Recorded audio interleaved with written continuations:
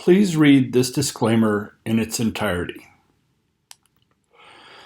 This is an introduction to sequences and series. Most of you have probably seen sequences before, even if you haven't called them that. They can be finite like this one, or they can be infinite as indicated by the ellipses here at the end. The numbers in a sequence are fixed order, but there are no restrictions on what those numbers might be.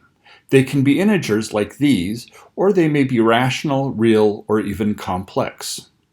When generalizing, a sequence is usually referred to by a single variable name using subscripts to indicate which position a particular element is in. If the sequence is finite, that's indicated by displaying the final element in the sequence. If it's infinite, it's left with trailing ellipses. There are a variety of accepted ways to describe the rules for a sequence.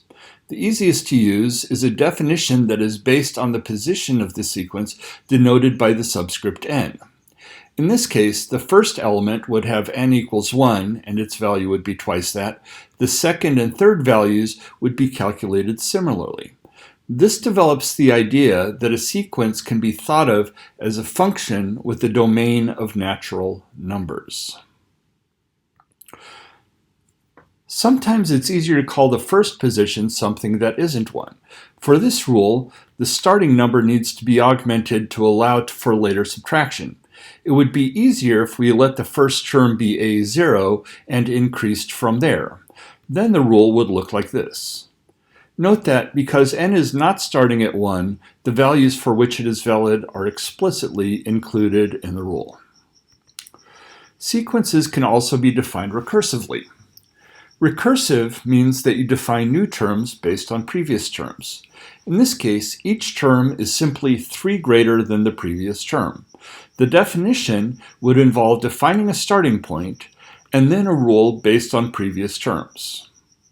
Note that the previous term is described by a sub n minus 1. Because a1 is already defined, n equals 1 is excluded from the recursive definition. Applying these rules would say that a1 is equal to 7, a2 is equal to a1 plus 3, and a3 is equal to a2 plus 3, and so on. A relaxed convention allows the implication that the recursive definition only applies to terms that are not explicitly defined. Here, it's implied that the an rule does not apply to a1 because a1 has already been defined. This is not formal, but it is generally understood. The use of one type of definition does not preclude other definitions. Here, the numbers double each time, so a recursive definition would look like this. However, it's entirely possible to also use a completely valid functional definition. Important thing to note here is that both definitions are valid, though their usefulness may differ. For example, one of these rules is much more useful for finding the 100th term in the sequence than the other one is. Often, a particular sequence can represent multiple ideas, and understanding how the same sequence is created by different rules can lead to a deeper understanding of all of those rules. There are some patterns that occur in sequences that use kind of non-intuitive rules. Here, alternating negative and positive ones can be represented by -1 raised to the power of n.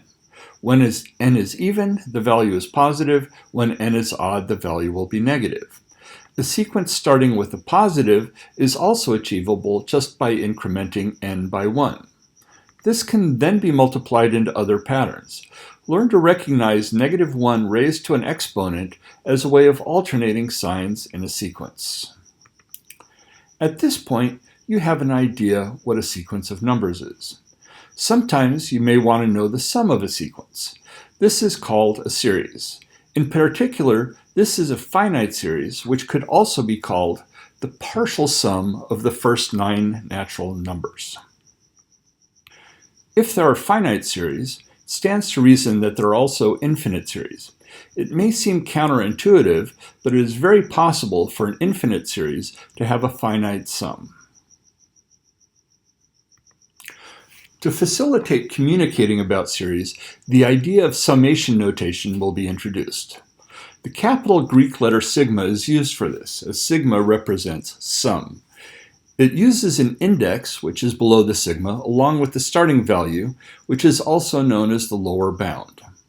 The index may be any letter, but is usually I, J, K, or N. The ending value, or upper bound, is placed above the sigma. The subscripted values of a sequence are then used to indicate what is supposed to be summed. Notice that the subscript matches the index. A natural move here is to replace the subscripted terms of the sequence with the rule for that sequence. This is how you would describe the partial sum of the first 5 squares. The range between the lower and upper bounds tells you how many terms there will be, and the rule tells you what those terms are. The ideas presented here are not new. Making lists of numbers, that is sequences, and adding them up, or series, is something you learned how to do years ago. What's new here is the notation, and the implication of this notation is that we'll be able to apply those old ideas at scales that were limited by the previous notation. That leaves a lot of ground to be covered in future videos on this subject.